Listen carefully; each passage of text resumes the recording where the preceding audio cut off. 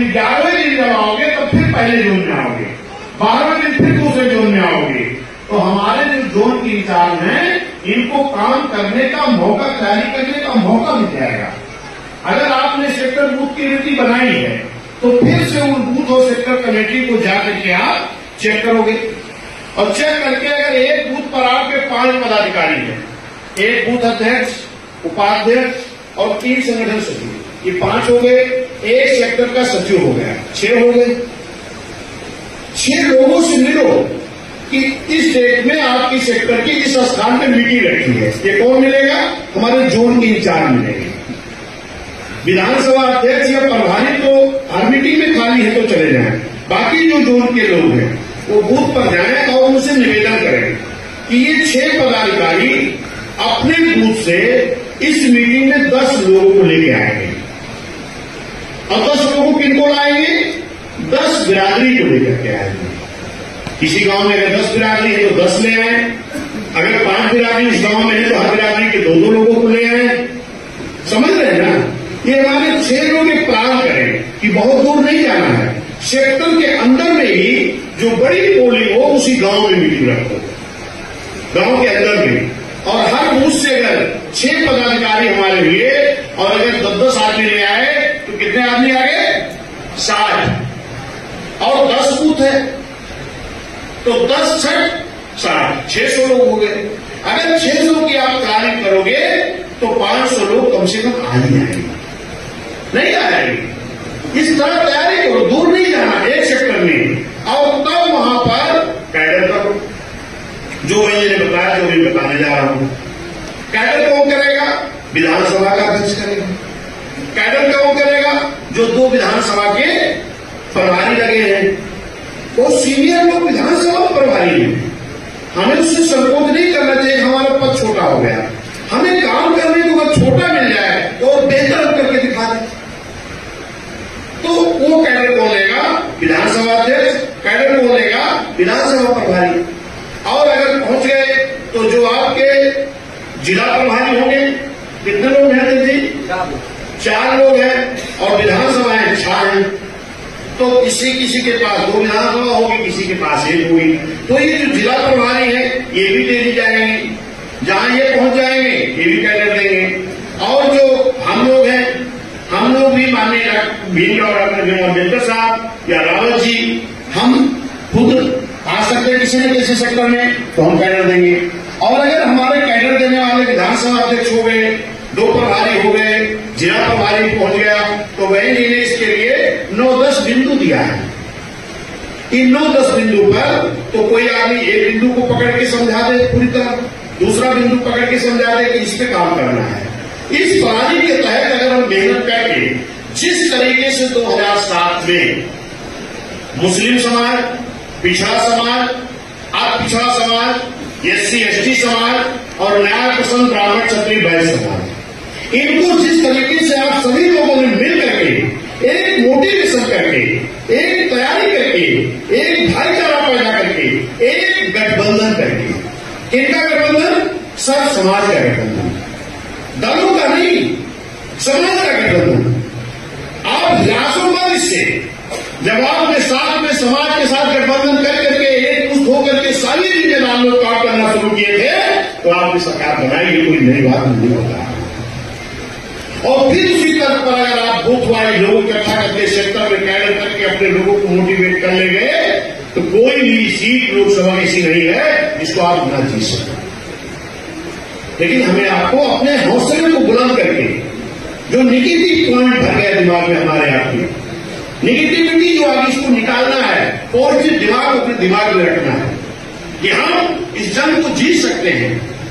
ये मेरे साथियों, अब इसके लिए जो बहन जी ने बताया मैं उस पर आ रहा हूं। जैसे पहले पॉइंट पर बहन जी ने कहा कि बहुजन समाज पार्टी बनाने की जरूरत क्यों पड़ी। इस देश में तमाम पार्टियां थी, तमाम राजनीतिक दल थे, लेकिन बहुजन समाज पार्टी बनाने की जरूरत क्यों पड़ी? क्योंकि बाबा साहब ने संविधान बनाकर जब सौंप रहे थे उसी वक्त एक आशंका हुई थी।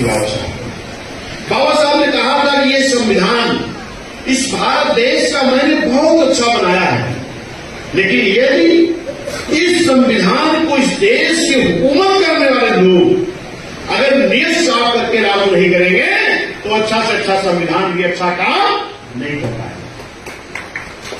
कर पाएगा। और मेरे साथियों जरा गौर करिए, ये देखने को मिला इस देश के हुकूमत करने वाले लोग बाबा साहब के संविधान को अगर नीयत साफ करके लागू किए होते तो आज ये देश बहुत विकास कर जाता। इस देश में सब समाज को न्याय मिल गया होता। आज भी इस देश में एससी, एसटी, ओबीसी, माइनॉरिटी, मुस्लिम समाज के भाई और सवर्ण समाज के गरीब भाइयों को आज 75-76 साल के बाद ही आज इनको न्याय नहीं मिल रहा है। आज इनको न्याय नहीं मिल रहा। क्यों नहीं मिल रहा? आपके बाबा साहब के संविधान में व्यवस्था तो है, लेकिन उस संविधान में जहां पर एससी, एसटी, ओबीसी, माइनॉरिटी और सवर्ण समाज के गरीबों के हित की बात लिखी है, वहां पर उस संविधान को करने को इस देश की हुकूमत करने वाले लोग दबा दिया करते हैं। इसीलिए नहीं संपूर्ण विकास हो रहा है। मेरे साथियों, कुछ पॉइंट आपको बताएंगे।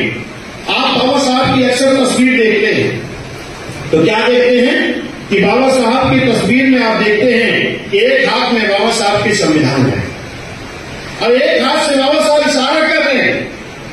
क्या कर रहे हैं कि मैंने इस संविधान में बड़ी मेहनत से वोट का अधिकार दिया है।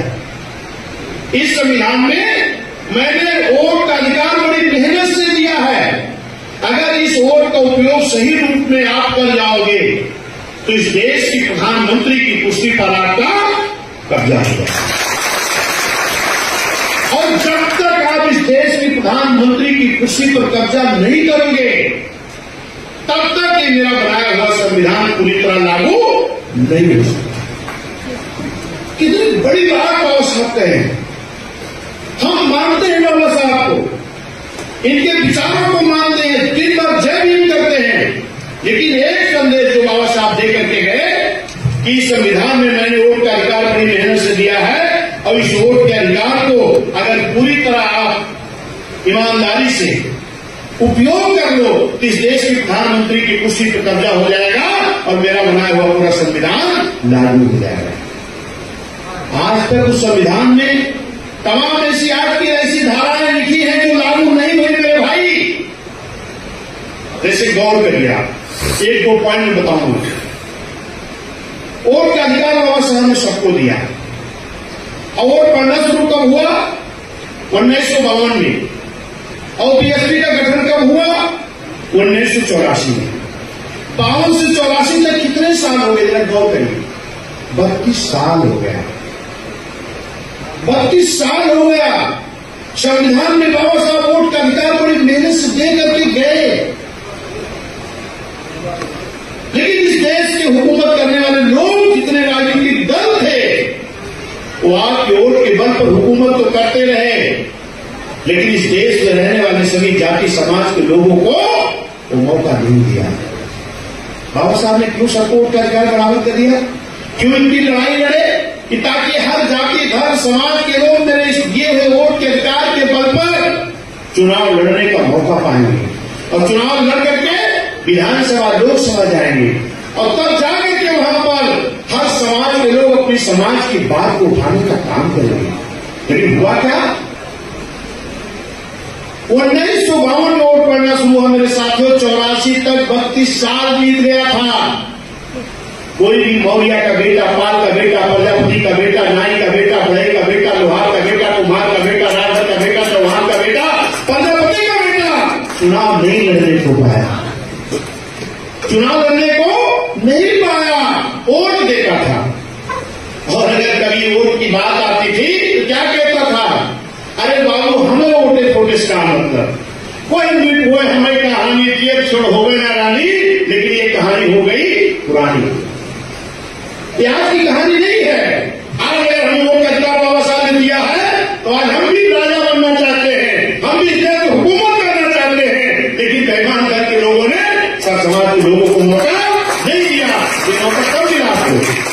84 में जब मानव साहब ने बाबा साहब के विचारों से प्रेरित होकर के उस संविधान को लागू कराने के लिए मानव साहब ने देखा, मान्य बेबी ने देखा कि बाबा साहब सही कह के गए थे कि मेरा बनाया हुआ संविधान अगर इस देश की हुकूमत करने वाले लोग सही रूप में लागू नहीं करेंगे तो इस देश में SC, ST, OBC, माइनॉरिटी और गरीब श्रमण लोग को न्याय नहीं मिल सकता।